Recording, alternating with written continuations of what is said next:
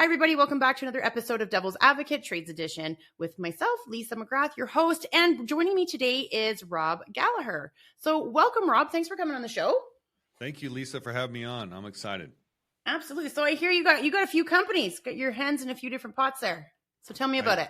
I do. I started my own construction company in 2010. Okay. A year later, I started a plumbing company. And then in 2016, I got in the tire business. And then a car wash.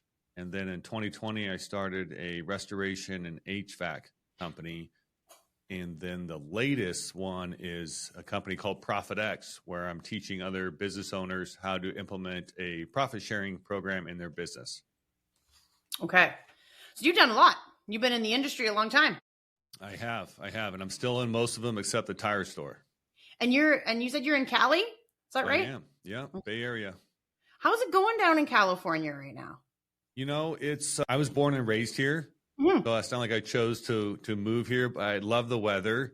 Mm-hmm. I'm 45 minutes from the beach and I can be in the mountains in an hour, and my family's here. My wife's family's here. So it's something that I've learned to live with and adapt. And I also think there's a lot of opportunity economically here, especially in the Bay Area with the tech companies. There's a lot of housing here, a lot of housing needs, which is most of my service businesses are in. There's a lot of cars to wash and a lot of businesses. I was just curious because there's so much stuff that goes on the social media and in media in general, and you don't really know what happens unless you talk to somebody who's down there, right? Like I'm in Canada, so I wouldn't know what happens down there. I'm just basically seeing all these different things. And now with like AI, like you can't even trust your eyes. I know. It's I don't watch a lot of news. I find it stressful. I think when it comes to politics and current events, I can always focus on my own house more and work on that. You like being in your respective cocoon, just like me. I like that. Yeah. So I can complain about Congress, but I can't do anything about it. But I can work on my kids and my marriage and my dog and what's going on in my business and my people. You know what? Sometimes that's all you can do. Focus on the things you can control. Exactly. Yeah. You know, so I mean, like when other shit hits the fan, then we regroup and we figure it out, right? That's right. What part of Canada are you in? I'm in Alberta, so I'm in Airdrie, Alberta, and my wonderful producer is in Ontario, so he's 2 hours ahead of me. So whenever I book appointments with him, I like to try and take into consideration, even though the guy like never sleeps, but I like to try and take into consideration that it's a 2 hour time difference. So yeah, I spent 11 months in Canada working. Where? All over. I started in Kamloops, British Columbia. Okay. I was painting Costco ceilings. Nice. And I went as far as east as Winnipeg. Oh, God. So what did you think of Winnipeg? It was cold. We left our paint outside one night and it froze. Yep. It was in the wintertime and I was like, that's not good. So I didn't do a lot of partying or hanging out in Winnipeg. It was my last job up there. So I got it done as fast as I could and came home. Probably smart that you didn't party a lot in Winnipeg. But I had a lot of fun in Alberta and British Columbia, and we were in Calgary and what's that, Red Deer? This is 20 years ago, so my memory is drank a lot of Tim Hortons, learned about loonies and toonies. Yep, and did the Canadian thing for almost a whole year. Yeah, did you pick up A? I did. My friend said I did when I came back. That I didn't sound the same. I'm from a country town in California here called Bakersfield. So it's kind of a little more southern draw than the rest of California. And when I was in Canada, I came back and picked up some things for sure. Yeah, it's easy. We're pretty fun people. And we always say, well, I always bug people about the term A. It's just one of those word fillers. Yeah. It's like a word that we use for everything. Like, right. Okay. It's like, yeah. Yeah. It's kind of like an or ah, but then it's also like it's putting the emphasis. It's kind of like the word fuck. It's like the same thing. You can say it, you can use it 100 ways. Anything. Yeah. Yes, exactly. It's a multi-purpose word, and we love it. Yeah. Okay, so here's the thing. I love that you were in construction, plumbing, tires, restoration. I've got all those wonderful backgrounds except tires. I was never, what do you call them? Like a wrench monkey? Is that what they call them? Yeah, wrench monkey, mechanic. Yeah. Yeah, I've worked around grease monkey. There you go. So I did construction for 20 years, multiple levels of different types of construction, exterior, interior. I live in the renovation space. lots of friends, good friends that are plumbers, owners of plumbing companies and outfits. And then restoration is something that's very near and dear to my heart because restoration is its own beast. So love that you did that with HVAC. Now, my producer used to be an HVAC guy, so I'm sure he's going to listen real intently on this one. Not to mention that we're going to talk about profit sharing. And I'm going to tell you, so right out of the gate, I'm going to need you to sell me on this profit sharing because anytime I hear profit sharing inside of companies, I'm like, profit sharing is just a nice way to dangle a carrot so you don't pay people properly. So please educate me on how I'm thinking that's wrong. Well, and I got to tell you the story of how I stumbled across it and why I wanted to try it. Okay. Because that is a thought that people ask me about is, okay, it's BS, right? It's just something the owner's doing to motivate the team. And I wrote a book about it that came out in January this year. And I talk about that in the book of the dangling carrot being too far or unattainable. It's one of the rules of profit sharing. I lost my job in 2009 during the housing crisis. We experienced down here, I think everywhere. The banks were crashing and people were foreclosing on their mortgages. Interest rates were going through the roof. And I found myself an unplanned business owner. And it was a dream that I think my wife had more than I did. But we were very successful. We were making money right away and growing very, very fast. 3 years in, I look up one day and I have 30 employees. I'm working 70, 80 hours a week. I started that plumbing company, which was a 24-hour service company. In year 2, I was taking all the profits from the construction and spending them on starting up another company to avoid paying taxes like a good American. And I didn't like my lifestyle at the time. I had a lot of business owners, subcontractors that I was using, guys in their 60s that were on their 3rd or 4th marriage. They didn't have a great relationship with their kids. Their health was failing them. And I just saw the picture. I saw the path that I was going down at that time in my life. And so I started reading books about business, about marketing, about structure and companies and how to set it up and make sure that I was doing everything possible and correctly to be as efficient as possible. In that reading, I stumbled across this idea of profit sharing. And let's face it, it's a buzzword, right? People hear that and they want to talk about it, and employees want to know about it because they want to get more money. And half the business owners are scared about it, but usually first are hopefully curious, at least a little bit of what it's about. And just like most business owners I talk to now, the first time I was super curious about it. So I started searching and Googling everything I could find on profit sharing because I genuinely wanted to try it. I wanted to see if it would work and if it could motivate my team and unite them and align them on our goals. And because the theory is fascinating, right? There are a lot of people out there that have had bad experiences. So there's a negative connotation a little bit sometimes, but I wanted to try it. And the problem was I never found a black and white how-to guide, a nuts and bolts, step-by-step program of how to do it. Everybody was just talking about it. It was just theory and ideas. Nobody was standing around saying, I do profit sharing. This is how I do it. This is how it's proven to work. So with that frustration, I called in 2 of my leaders at the time into my office one day randomly, sat them down on my desk, and I said, I want to try this thing called profit sharing. And together we're going to draw up a profit sharing plan. And I wanted them involved so it made sense. It would create buy-in from day one. And so we sat down and over a lot of debate in a couple hours, we drew up a profit sharing plan. And in 2015, the first quarter, I cut profit sharing checks for 7 people on my team. And it was an absolute disaster.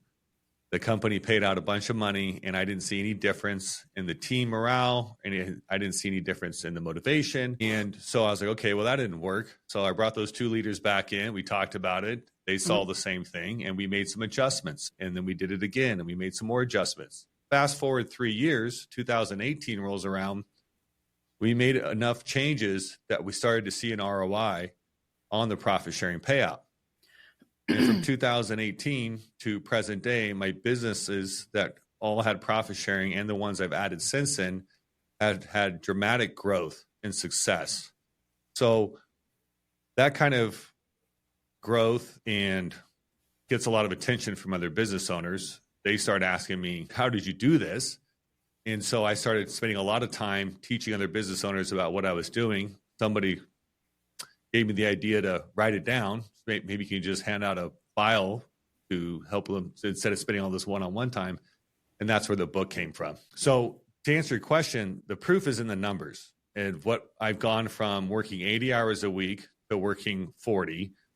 I have a bunch of kids at home, and I rarely miss a game. I do miss some games. I still run and own businesses, but I'm able to be a father. I'm able to be a husband. When I get home, I'm not thinking about the business every single second that I'm there. I don't have to have my phone on me when I get there. The number of fires that I put out as a business owner day to day are greatly reduced. And the reason for that is because I've created a team of people that work, act, and care like a business owner does, because they are paid like I am too. They get a share of the profits of the organization that they're part of.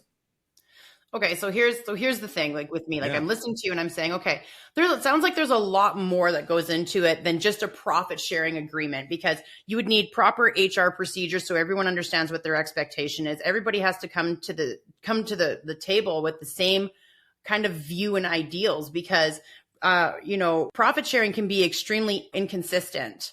From one time to another. And if someone's not pulling their weight, does that mean everybody's check goes down for profit sharing? Are you guys being transparent? So that's a big question that I have. As business owners, when you're sitting down and doing a profit share with your staff, do they get to see your books? Because how would they know that the correct denomination is actually being allocated to them accordingly? Right. Good questions. You asked a couple questions there. As far as, so transparency is the thing I talk about in the book. I'm probably going to say that a couple times, but it's okay. Let's back up a little bit. There's three things that you need before you can think about a profit sharing program in your business. Number one is you need a business that makes a profit, right? Obviously, but I have to put that in there because you'd be surprised some of the questions that you ask. Okay. Number two, you need to have accurate accounting.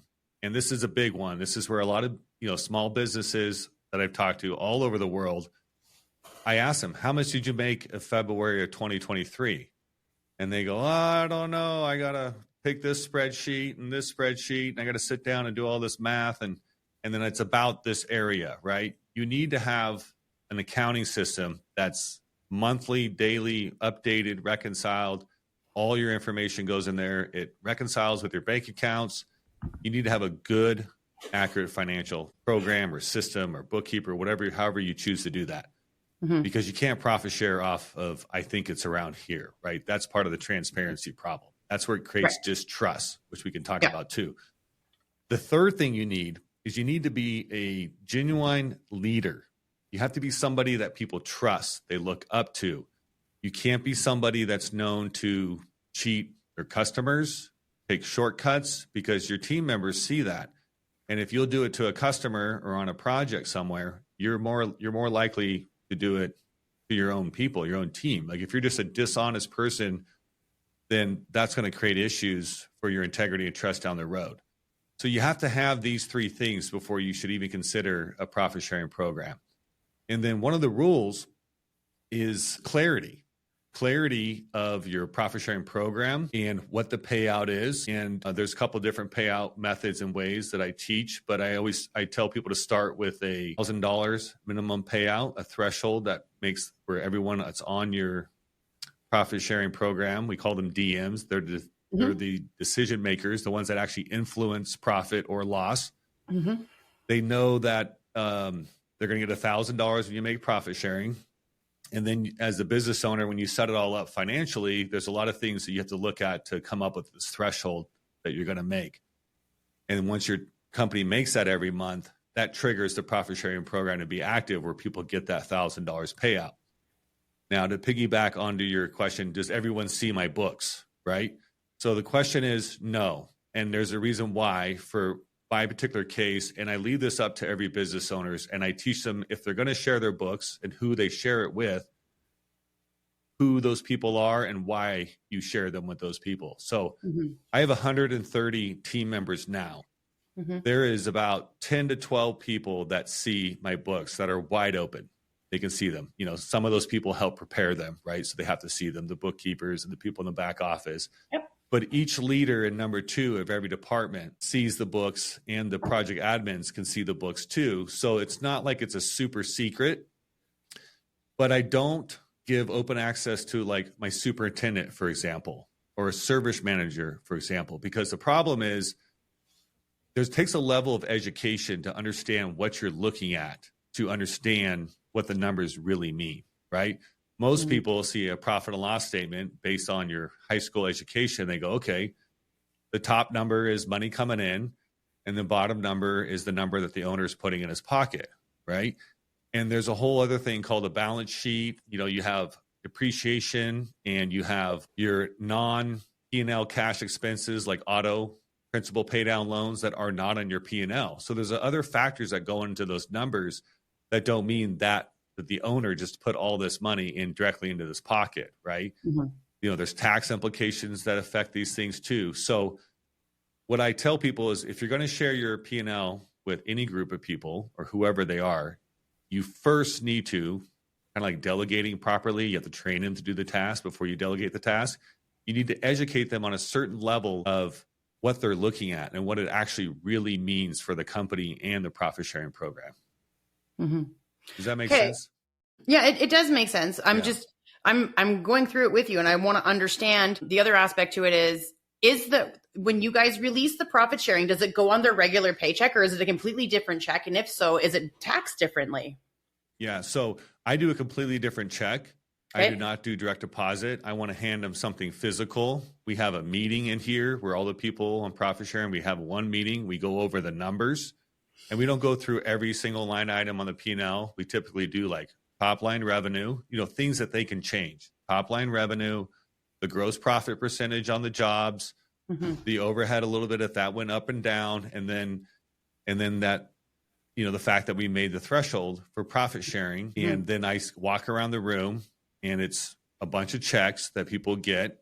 And nowadays they're not just $1,000, or we do a different system where we use percentages based on title, and we have a couple groups that we put people in, the different percentages that they make. But starting out, to keep this simple for the sake of our conversation, you know, they used to all be $1,000.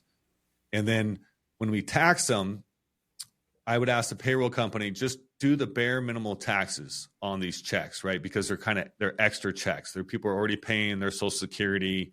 They're already making their 401k contributions. They already got their FICA covered. And so the $1,000 checks, I think, were about $912. So it was actually as close to $1,000 as legally as I was capable of doing to give them those checks. Okay. I'm just looking at something. Go ahead. Yeah, go ahead. So that's what I would do. I would not, because I wanted to make a difference, right? The other thing I learned throughout those 3 years of failing and screwing it up and trying making changes was, we started out doing quarterly profit sharing, which is what we heard, you know, corporate America is every quarterly bonus, or, you know, everything seemed to be based on quarterly. And that's how we started. I didn't even think to do it monthly. But what I learned was, if you're going to pay out a quarterly bonus in the middle of April for the first quarter of the year, nobody's thinking about that bonus January and February. Okay. That bonus check was not affecting their daily activities for the first 2 months of that quarter. So by doing it monthly, you're actually tying in to their monthly financial needle, right? You and I don't walk around and talk about our quarterly cell phone bill or our quarterly grocery budget, right? Everything we do is monthly. We think and operate every day. Every paycheck is about what is due, what do I got to pay this month, right? So by shifting it to a monthly profit sharing, we want our businesses to run the same way. You know, we got overhead to cover every month. We got payroll to cover every month. We got all these jobs we got to try to bring in every month to get that monthly P&L. And so we tied in the monthly efforts, which people is a short enough time for people to think about their daily activities, even on the first day of the month, to get the results by the last day of the month, to tie in the company's success into their own success. And that was one of the huge things that started to change, to move that needle, where people started saying, if we hit our targets for revenue and we keep our gross profit percentage up on the construction jobs, to the targets, then we're going to hit profit sharing. And what do I got to do that? Earlier, you mentioned something about team members not pulling their weight. And what does that do to everyone else's profit sharing checks? And that's a great question. When you have a good leader implementing this and you are doing all the basic business one-on-ones correctly, and you got accurate financials, your team members, and you teach and preach this correctly to them, and you lead them to what this profit sharing is supposed to do, they will help the team members that aren't pulling their weight. And if they can't help them and it's a continuous thing, they will also help them leave and work somewhere else. Mm-hmm. When we bring somebody on, we have systems every 30 days. There's a one-on-one with their leader and myself to make sure that they're doing their job and they're learning and they feel welcomed and they're getting the training they need. But by 90 days, it's typically not a question if they're pulling their weight at that point in time. And then the team will get feedback from all the other team members that work with them to make a decision of, are they helping the company make profit sharing, or are they just here for a paycheck, right? We don't want those people. We want people to be thriving and shooting for the goals and helping the team move forward. Okay. So I understand that you are kind of painting the picture of what it is more so from the employer standpoint of why it's a good thing and how it can bring up morale. I'm looking at it from an employee standpoint because I'm thinking about all the guys and girls, boots on the ground that are sitting there going, because I've had people come up to me and they're like, Lisa, my boss wants to do profit sharing. And I'm going to tell you, I'm like, nope, stay away from that. Yep. Because profit sharing, as far as I'm concerned, there needs to be massive transparency. And I'm not saying you don't do it. Okay. So what you've explained to me is that there is transparency. I believe that employees should understand overhead. Yep. So when they're sitting there, because what happens is employees get really quite, they have a lot of feelings about what's going on with the boss. Why is the boss taking another trip? Why is the boss not here today? Why is the boss doing this? The boss spent 5 years not being able to feed his family. The boss spent 5 years working 60, 70, 80 hours, taking any and every job to make sure that he could build or she could build a company that was viable. And now that the company is viable, you're now part of that company and you're making a paycheck. But let's just take let's just slow down and show you what overhead looks like. Because I tell you, employees do not understand what overhead looks like, especially when you're doing a transparency. But then at the same time, for the profit sharing portion of it, I want to understand what is really the benefit of an employee if they can't really see the books. Because I'm being honest with you, when it comes to when we're dealing with companies, not very many people are leaders. They are bosses. And majority of the people that are helping run their company don't know a lick about the company. I don't really know how they got the job. Most of them don't really know. Yeah. Some of them have a good idea, but they're making more money. So for me, I want the people on the ground to be making profit sharing more appealing than the guy that's spinning in the chair or the girl that's, doing this and that. Like, everybody has a role, but the company is essentially being built by your people that are on the ground. That are out there actually doing it, right? The people in the office are necessary, and I would never say that they're not, because I'm very much an office person and I know we're all necessary.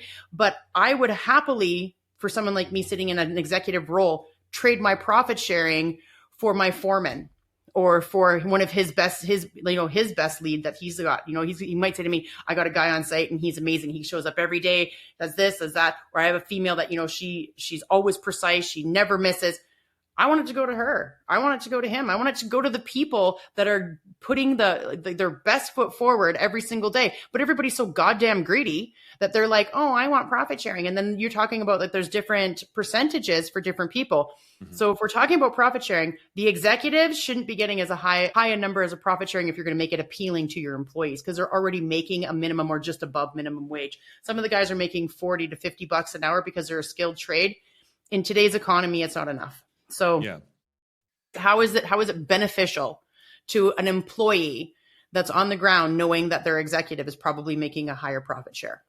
Okay. So full disclosure, currently at this time, I do not have any hourly team members on profit sharing. It is something that we started looking into last year, of coming up with a new metric for our guys. I call them my guys in the field, the carpenters, the guys that are sweating and bleeding, right? With their hands out there swinging the hammers and the paintbrushes. I am totally on the same page and agree with you on that. And it's something that I'm passionate about. And another leader that I have here, he was actually one of the ones that created the profit sharing program with me. It's something that he's passionate and it constantly reminds me about doing.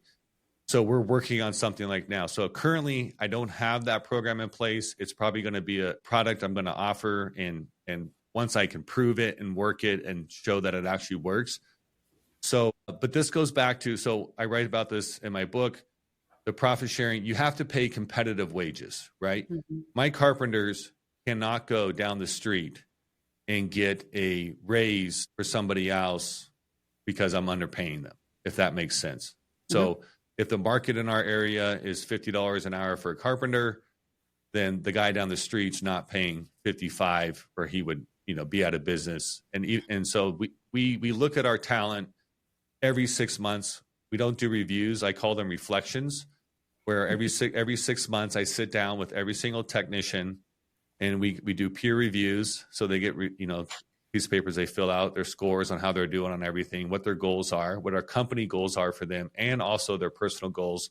So there's a lot of communication directly with me as the owner about what's going on with their life and what they can do to create more value so that they can make more money.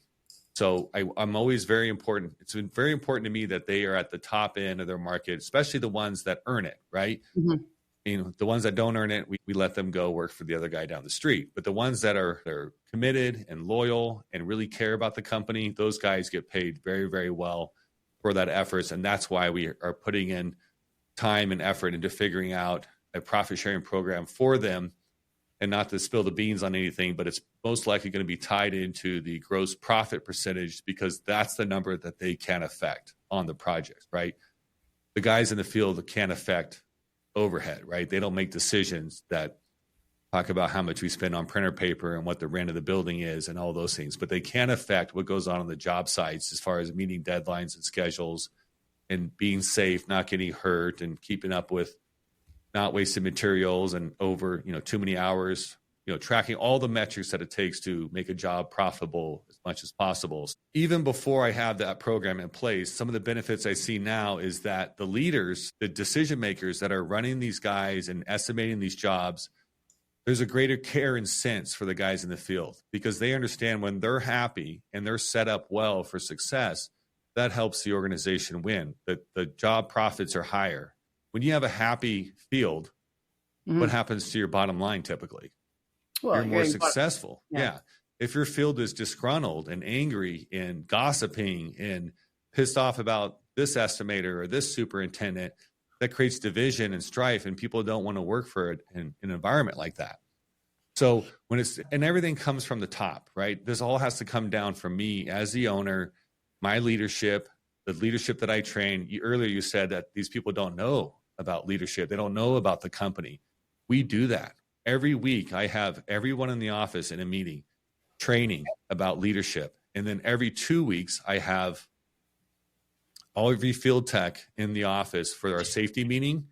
And it's usually about 5 minutes of safety, about 5 minutes of any changes or updates, and then 20 minutes of leadership, cultural, how are you doing? What's going on? What can we do to improve? So it's not just about a profit sharing check every month. It's a lot more to your morale and the leadership that it takes to have a good, happy, healthy workforce. Yeah, no, and I'm not disagreeing with you, but what I'm saying is that it's not just a leadership. I think it's great that you're doing workshops for leadership. I'm mm-hmm. talking about leadership members that are no good with people. So I see that a lot in the trades, where you have like your construction manager, your site superintendent, right? You have, like your project manager, mm-hmm. and they are not good with people. They actually bring the morale down. Absolutely. And some of them don't have the education to be doing it. Some of them don't have the knowledge of, true construction or the job that they're doing it, but it's like they're fucking winging it.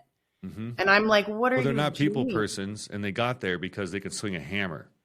Not even. Some of them can't even swing a hammer. Yeah, that's true. Some of them can't. But what I see typically is that they get there because of, they did really well on a job, and so they looked really good to the boss. And then when the position opened up, and it's like, oh, let's have Larry take this role because he can make money, when he's a horrible leader. Maybe he's not a horrible leader, but he doesn't even aware of what leadership is, or been trained, or ever had the opportunity to know anything about that, right? Management of people. I don't like calling people managers. I like to call them coaches.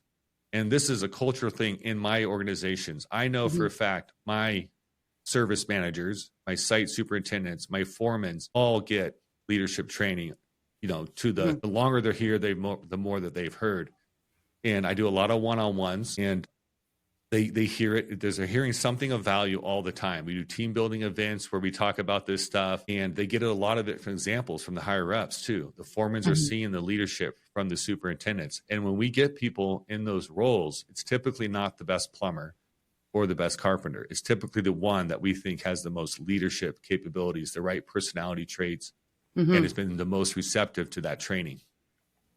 Okay. And that's great for you guys. But in the grand scheme of things, because we're talking about why profit sharing would be good. But what I'm saying is that there's so many other little things in order to make profit sharing worth it. And one of the big things that I've always been kind of an advocate for when it comes to the men and women on the ground doing the work is that I don't believe executives should have profit sharing opportunities. I think it should go straight to the people on the ground because they do 100% impact our overhead based on how they order, how they put in the cost for estimate, how they're, if they're utilizing it properly, how much waste they actually have, if they constructed it properly, if we have to go back, how much warranty we have.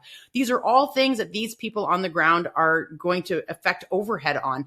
And so them understanding that this month we had an extra $50,000 worth of overhead because 6 of our crews overbought and and 3 of them didn't, deliver what they should have or on time or didn't hit schedules. Yeah. And those are ways you teach, right? But at the same time, we're dealing with so much ego inside the trade space.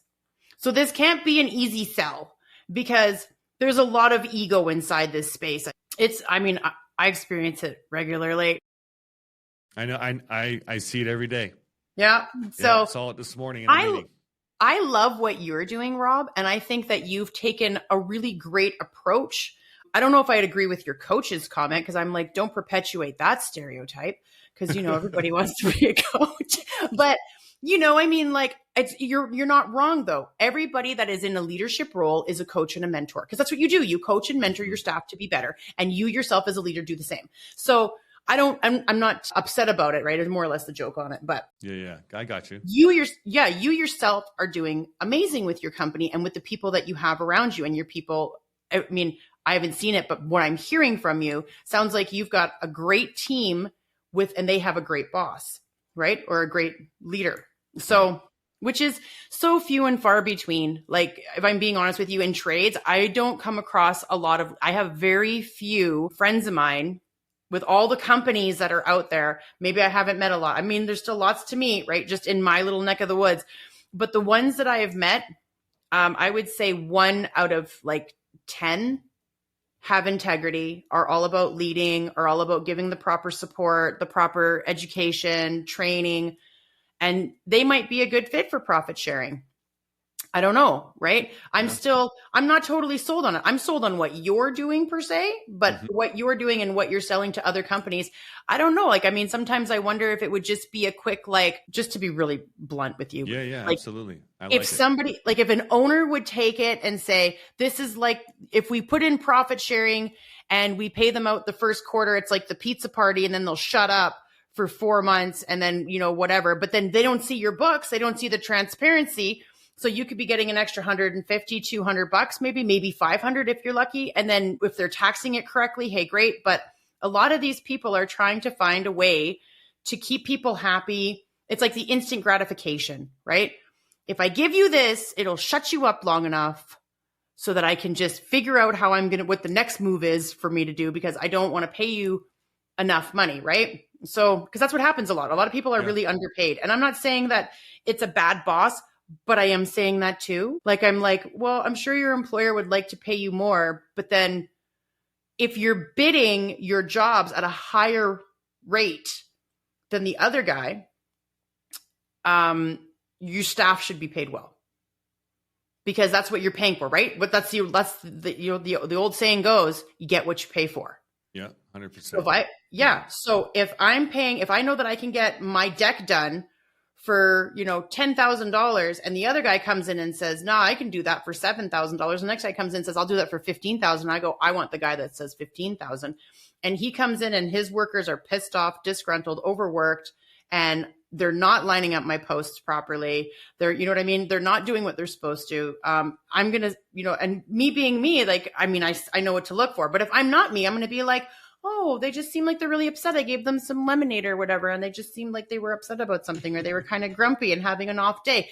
But then all of a sudden something happens to my deck and I don't understand why. And it's because, they didn't put enough concrete down on the posts, or they used a different type of, because they got like those new, like, that's like a foam that like comes, I don't remember what it is. There's a few of them. There's a few different, like, I can't think of it. My brain stopped. Like a cement foam. Yeah. That you can put in. And some of them you can get are cheap and garbage. Some are awesome. They work great, but then there's others that is just garbage. And so if they're cutting corners, but then you're still paying the same, when I know that I probably could have got a better deck, maybe not as big, maybe not whatever, maybe a few things that aren't the same, for $7,000, but I paid 15 because I wanted a good deck with, treated lumber, and, I wanted, different kind of, or maybe even wanted cedar or something, you know what I mean? Different kind of wood. Then, you know what I mean? You get what absolutely. You pay for. You get what you pay for. So that's why I say to you, when it comes to the profit sharing aspect, I'm sorry, I'm rambling. When it comes to the profit sharing aspect, I don't want anyone to go into it thinking that it's great, because what happens if someone leaves in the middle? So if you're making profit sharing and one of your employees decides that there's a parting of ways, whether it's your decision or their decision, does that matter? I pay out if they made profit sharing for the month that they were here, a full month, I still pay it out. I actually had a lady went on maternity leave, and she was planning on coming back. Okay. And then her maternity leave ended, and then she changed her mind about coming back. And so we paid her the profit sharing for those months, even though she wasn't here on maternity leave, because she was technically still employed. Mm-hmm. And so, because she was still part of the team, right? She was just having a baby. But yeah, so if you have to work here to get the profit sharing, right? We're not profit sharing to the guy down the street. But no, I agree. Yeah. And if you quit on the second week of the month, we're not going to pay you profit sharing for that month. But the month before, mm-hmm. you absolutely would get your profit sharing for that month, because you were part of the team. You helped make it happen. So what about the people that pay quarterly? Because most people wouldn't pay like you wouldn't pay monthly. They would pay quarterly. That's mostly how I teach against that. I think that you're not changing people's lives because you're not affecting those monthly bills. I know you said that. Yeah. That's great. And I think Christmas bonuses are a waste of money for the company. It can make for a great Christmas party, right? There's a quick motivation. Like you said, they want that instant gratification, but you're not really changing their life, right? So I have a total different thought process about this. If these people have monthly bills and they have goals, like if you have a monthly savings plan of $500 a month, you're going to save every month. How does a Christmas bonus help you do that? Mm-hmm. No, but an extra $1,000, $1,500 a month, you can actually budget to save, to make your savings goals and actually improve your monthly financial needle. Yeah. Yeah. Well, back to your other points about the deck guys. The guys that are building crappy decks won't be in business very long. No, right? We know. Profit sharing is not for guys that do that stuff. Profit sharing are for the business owners that care, that have a relentless pursuit of self-education for themselves and for their team. They're reading books. They're trying to become better leaders. I have a book club in my company where every other week we sit down and we pick books and we read a couple of chapters and we talk about them. And they're all leadership books or business books usually about teamwork and unity. It's usually kind of the topics we go towards. Of the one we're doing right now is about how to lead when you're not in charge, how to become a leader when your name is not on the building, right? How to lead through influence. So this is what profit sharing is for. Profit sharing are for those business owners that care, that put out a good product. They bootstrap this thing. Their name is on the building. Their name is on that deck. And they actually want to build something sustainable, and they want to do it with people that are on the same page, that want to win too. And so you're tying in, you're closing that gap between boss cracking a whip, right? Mm-hmm. Boss and cracking the whip. Yep. And leader, coach, mentor, and partner, right? Team members, right? You take an employee from the word employee to team member. And hey, if we do this together, everybody's going to win on the team, not just the owner. He's not getting a bigger boat. Everybody's going to get a piece of this, and all of our lives can get better. See, and I love that. Like, if I'm being honest with you, Rob, the way you're doing it makes sense. Right. And I can get behind what you're selling at this point. Yeah. I'm talking about you are like 1 out of 10. Well, I'm going to change that. And I love that. I can coach other business owners because I get this happen. I just had a Canadian company contractor. I think they were in Edmonton. Don't quote me on that. They had 2 offices, pretty big outfit. Okay. One of their main office was in Edmonton, and it was a father son, and then there's some other guy partner thing. Pretty big deal. They do residential remodeling, and they reach out to me about profit sharing, and they do it once a year currently right now. So they called that their Christmas bonus was a profit sharing because they would take a percentage of the year's profits, and then they would divide it up. And they, man, I totally lost my train of thought there. What were we talking about? I get it. You're talking about the company that might be in Edmonton and what they were doing. Yeah. Oh, so they just wanted profit sharing because they thought it was going to hit this switch of motivation. Yeah. But when I talked to these guys for an hour, I found out that the father and the son are not on the same page when it comes to leadership. You have the dad who's this old school whip cracker, and this kid, it was more of a warmy fuzzy, how's everybody's feelings doing? And they were not on the same page. So there was already conflict from the top going down. And they wanted a quick fix for this profit sharing program to fix all these issues and communication issues and the teams that were in the offices. And I was like, you guys are not ready for profit sharing. No. You guys need to get on the same page. You need to read books about what real leadership is. You know, sometimes you crack the whip. Sometimes you ask them how the family life's going, right? There's a balance there. It takes both kinds in a combination to be a good leader and mentor. I agree. But I'm telling, like, what I'm saying to you is that I wish you luck because the majority of people. Yeah. Like the son father dynamic that you just said, that is pretty much like 100% accurate for the majority of the companies out here. And not just in construction, but just companies in general, mostly construction. You see that where, you know, you get the guy that's like, you know, I've even said, I'll never forget this. So I'm like you, I'm a leader. So I remember saying to one of my employers, because I ran all the staff, and I said, you know, it'd be really nice if every once in a while you just went in and thanked the staff. Yep. Told them you appreciated them, just for them to see you around. Do you know what he said to me? He said, their paycheck is a thank you. Yeah. And I was like, wow, you're a dick. Yeah, pretty much. I 100% agree with you. Yeah. It is so easy to do a thank you. Or Dave Ramsey, you know who Dave Ramsey is? Yes. He talks about the $100 handshake. Yep. Where he would pick somebody or 5 people in his office and walk around, and those 5 people would just get this random $100. It'd be a handshake with $100 folded in his hand. Yep. And a big thank you and an attaboy. Mm-hmm. And that stuff goes so long. You know, you get those little moments at the water cooler with one of the girls on your staff and just saying, hey, you know what? Thank you for all the hard work you put in. I really appreciate you. And I'm glad you're on my team. That's what I like to say. I'm glad that you're here, and I'm glad that you're on my team. Yeah. And it goes a long way, but you're absolutely right. So but to me, those are basic leadership tools, right? Those are basic leadership foundational stuff that we think it is, right? And you're right. It's not as prevalent as we would like, but those are the businesses that I'm appealing to. Those people that are doing these things, they're educating themselves, because if they're not educating themselves, they're probably never going to find me or hear about me. They're not listening to podcasts. They're not listening to Lisa talk about the issues that she wants to see fixed, right? They're not listening to Dave Ramsey. They're not reading books that Patrick Lencioni wrote on teamwork, right? The people that are doing that stuff, that do go to these conferences about leadership and marketing and operations and leading, those are the people that I'm going after. The guy that has 2 trucks and he's had 2 trucks for 30 years because he's an asshole and nobody wants to work with him. Yeah. Profit sharing is not for them, right? I'm not selling the Holy Bible to the masses. I am selling a very specialized program that I figured out to the people that want it and that qualify for it. I love it. You said, I'm not selling the Holy Bible. You're hilarious.